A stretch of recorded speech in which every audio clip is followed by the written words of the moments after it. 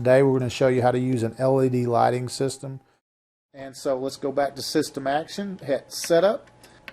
Now, when you click the Setup button again in your color flow, then you've got a couple of options here.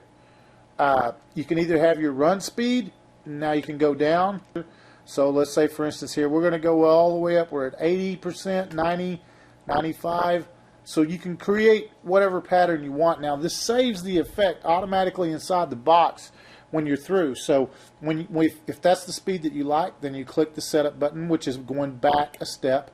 Now you have your flash speed, which is at 0 right now. This is the frequency of the flash. Now, on this particular one, this is the pulses between the flashes. So we're going to go up to 98, to 99, and to 100. See, if you notice the flash, that leaves a blackness in between.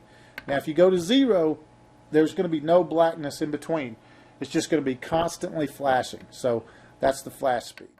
Now, if you hit the Setup button again, now here you can select the color. See, as you switch through the colors, then now it's red and blue. So it has a little bit of a difference here. You go up again, and it has a little purple now in there. Now it's a little cyan. As you keep going, then you can try. Oh, see, now it's green and yellow. As yellow as the base. So this is a great way that you can just keep going up through the color palette to find exactly the pattern that you want. So that way, once you get it, let's say if this is what you want, this is the flash speed that you want, you go back.